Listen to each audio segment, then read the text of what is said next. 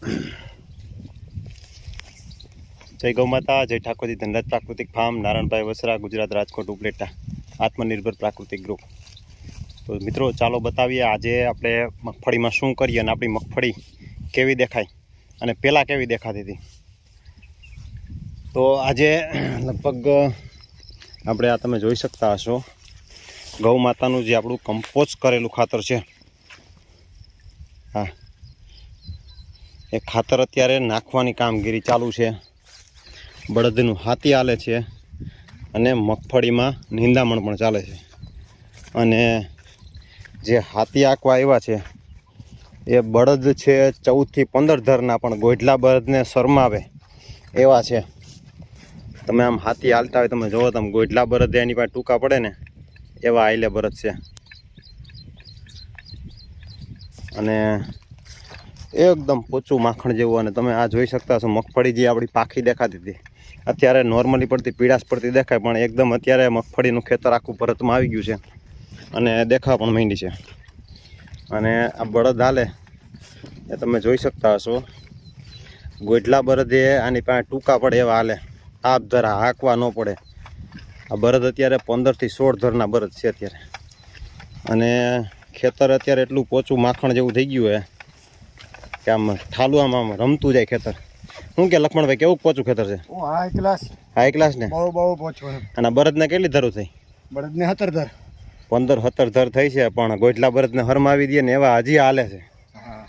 એટલે આ લક્ષ્મણભાઈ પાસે 15-17 ધરું થઈ જાય, એની પાસે એક ધણી પાંચ. એટલે લક્ષ્મણભાઈની હાચવણી બહુ સારી છે. અને એટલે બળદે ટૂંકમાં બહુ સારા કેળવાઈ ગયા છે. ને બિચારા બળદને લંપીમાં ખર્ચો સારો કર્યો હતો, પણ તેમ છતાંય બળદને આખો ઊભો કરી લીધો. અને આજ તો ગરમી જ આયલમ છે કે નહીં? હદ ગરમી. હા, આવી ગરમી તો કોઈ દી નથી. ગોટલો બળદ હોય તો ઓહલાવી નાખે. હા, હે જોયેલા આપણે જોયેલા એવા કેસ. હા, એવા કેસ જોયા જ છે. અને માઇન્ડ વાર તમે તો ખેતરમાં આમાં આંકવા જતા, આવું ખેતર પોસું આવે કે નહીં? આ આપણે દવા ખાતર નથી નાખતા, એના પરિણામ આ વસ્તુ આ હોય આવું લાઈફ જેવું હોય જ નહીં. આ લીંડોડા વરે બધા. હા, સડાર ને કાકરો મેલવો પડે તો 7-8 કિલો માથે માથે જરી એમ કાગરવા આડે. કાગરવા એ પછી બધું ઠીક બધું. અને આ તમે હજી પેલા શરૂઆતમાં હાવ જૂનવાણી હાંકતા એના જેવું આયલું છે ને હાવ. અને બળદને આમ હાલવાની મજા આવે. આને મલોખું થાય ને. એટલે જો આ બળદને સારું છે એમ કહે છે, બરોબર. આપણે તો કહેતા હોય, પણ આજે હાથી પડવું એવું છે. અને એક ડાયાભાઈ ગજેરા, હા, એ પડવું એવું. હા, એટલે એ ટૂંકમાં ખાતરને ઓછું નાખે એના કારણે બોલવા જેવું કઈ નહીં, વિલાયતી કાંઈ નહીં. હા, એ બહુ નહીં એવું. ખરેખરો એ હાવ ચોખ્ખો નથી. પણ હાવ બહુ આ દવા નહીં. આ દવા આવતા ખેતરોની દઈ નાખી કે નથી? આ છોડ થઈ ગયા. હા, છોડ થઈ ગયા. હવે આજ આવડું ખડ ને બારી નાખે તો વિટામિન આનું ભરે તો ખરું. બરે જો આવડું બારે તો હું એમ કહું વિટામિન ના બારી જ નાખે.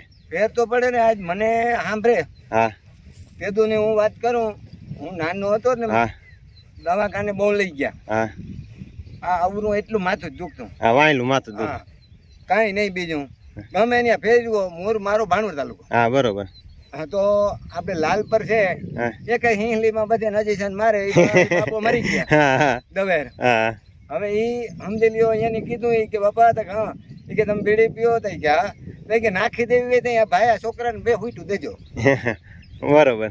તે દોનું મને કઈ થયું નથી.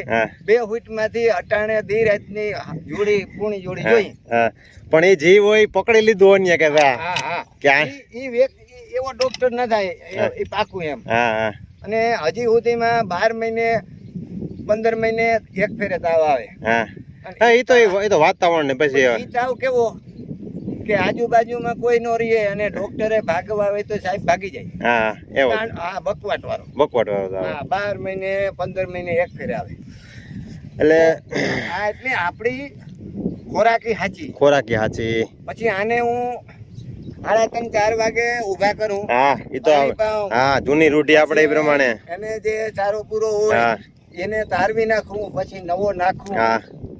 વિક્રાંત તોલને મેં રાખ્યા. તો જ આ જે 17 ધરા ગોઠલાની કોઈને હાલે. મારા પાસે 10-20 વીઘા જમીન છે. હા, છે જ નહીં.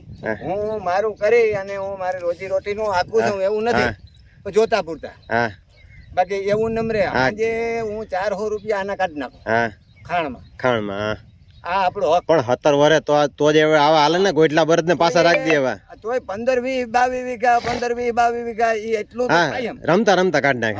હા એ તો હવે ના હાલે એ પ્રમાણે જોઈતા ખબર પડી જાય. આ તો આ જારી ટૂંકી છે. હા બાકી આ જારી ટૂંકી મોડું હાલતું કર્યું.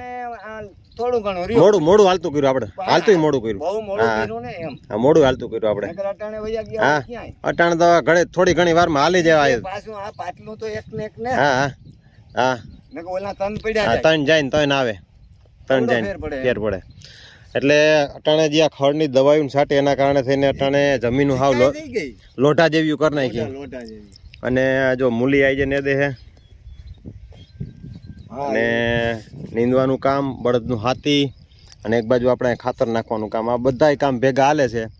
10 દિવસ પછી આ મગફળી આની 2 ગણી હશે અને આ મગફળીમાં અલગ રોનક હશે, કેમ કે બળદનું હાથી આ લઈ ગયું, નીંદાઈ ગયું અને જોઈએ અટાણે જો બાસકા જો માંથી ભરી આવીને એક ભાઈ મૂકતો જાય ને આ તઈને અમારે જુવાન નાખે જાય, બહાટી બોલાવી જાય છે. અને મગફળી વાવી ત્યારે આગળનો વિડીયો આપણે બતાવ્યો હતો.